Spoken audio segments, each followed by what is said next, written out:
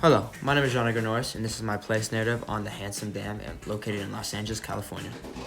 The reason I chose this as my place narrative was due to my mother, as she's a frequent hiker at this trail, and for the last couple of years has always wanted me to come down and join her.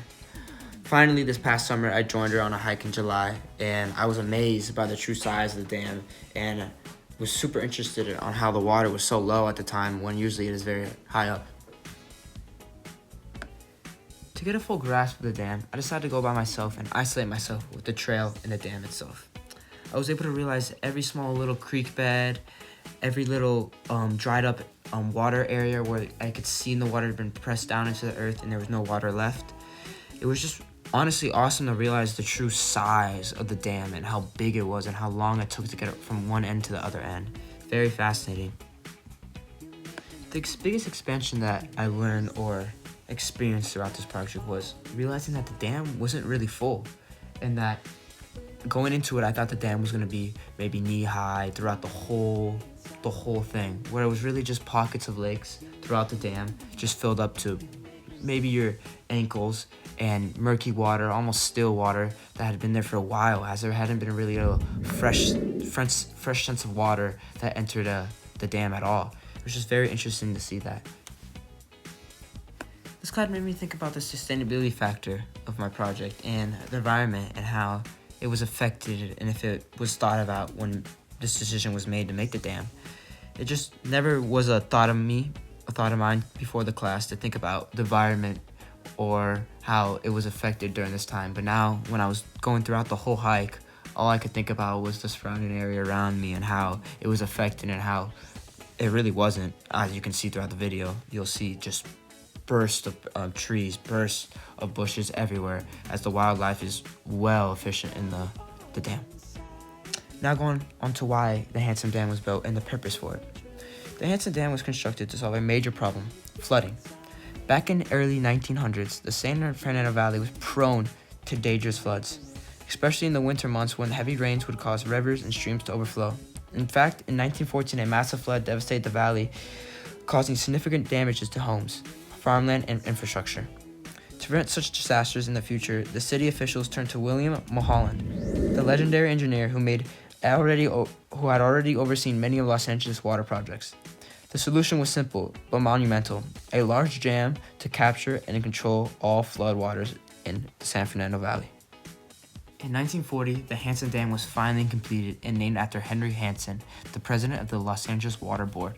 It was designed to store the water runoff from the surrounding mountains and channels, primarily the Chandra Wash, which collected water from streams flowing down from the San Gabriel Valley. Now moving on to its effects and how it has helped. Today, the Hansen Dam is not only a crucial part of the region's flood control system, but it also serves as a recreational spot. The reservoir holds back rainwater and runoff from the mountains, which otherwise would flow into the valley uncontrollably, potentially causing damage to homes and businesses, such as mine. The dam has been effective in preventing floods, protecting thousands of residents and local infrastructures. It also plays a role in border systems of dams, channels, and flood control measures that help manage the waterways throughout the Los Angeles County. Now moving on to the political, environmental, and social aspect of this, which is consumed of the backlash and the support of the structure. Despite the clear benefit of the flood control, the creation of the Hansen Dam wasn't without controversy. Environmentalists and some residents were concerned that the construction of such a massive structure would disturb the natural flow of streams and rivers, altering the local ecosystem and wildlife habits.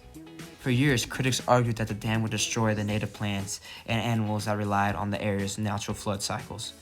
Additionally, the creation of a large artificial reservoir altered the landscape, changing how water flowed through the valley. But on the other hand, there were many who felt that the dam's protective qualities far outweighed the environmental concerns.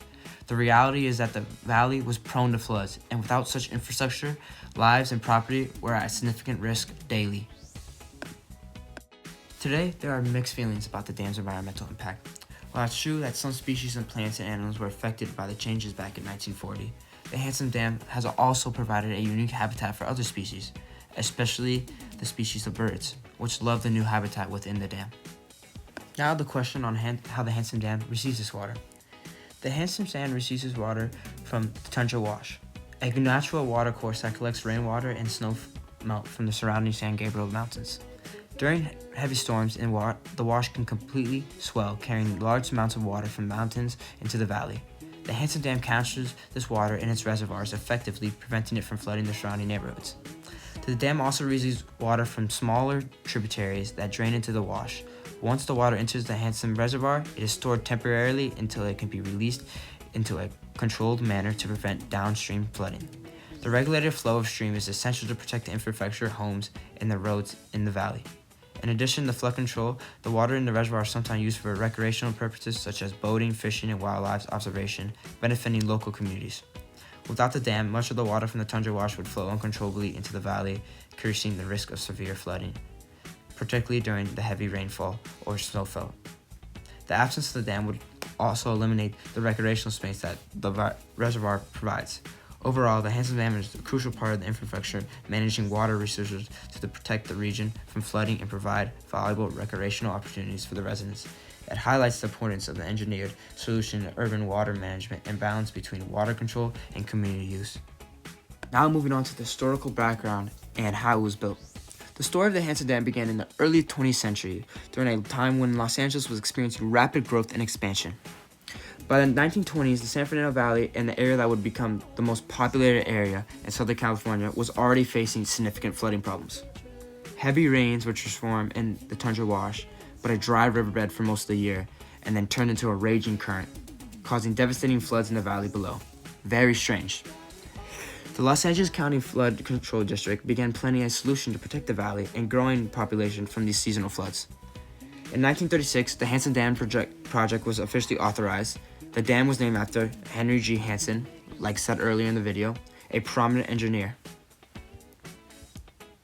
Using a combination of heavy machinery and manual labor, engineers and construction crews built the dam's earthly core and reinforced its core to ensure stability during floods. The structure itself is a gravity dam, meaning it relies on its massive weight to resist the force of water pushing against it. The reservoir it created was designed to hold water during the rainy season and with a spillway to manage access flow. The dam was completed and operational by 1949, only 9 years, and construction provided immediate flood protection to the San Fernando Valley. As Los Angeles continues to face challenges related to climate change, population growth, and urban sprawl, Hansen Dam remains a vital part of the region's flood control infrastructure, a testament to the foresight of early city planners and engineers. To conclude the project and the beautiful dam I visited, the Hansen Dam is more than just a flood control structure. It is a symbol of reliance, community, and balance. Since its completion in the late 1940s, it has protected San Fernando Valley from devastating floods while providing green space and recreational opportunities for residents. Although its construction reshaped the natural landscape, it has become a vital haven for wildlife and majority of birds.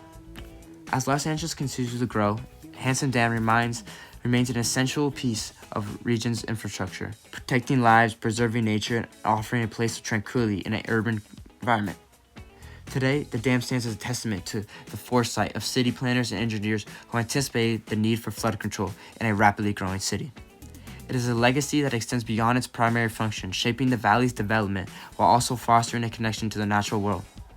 The peaceful reservoir, the surrounding parkland, and the wildlife it supports offers a much-needed escape from the hustle and busyness of the urban life. As we face future challenges like climate change and urban sprawl, Hansen Dam will continue to play a vital role in safeguarding the valley for generations to come.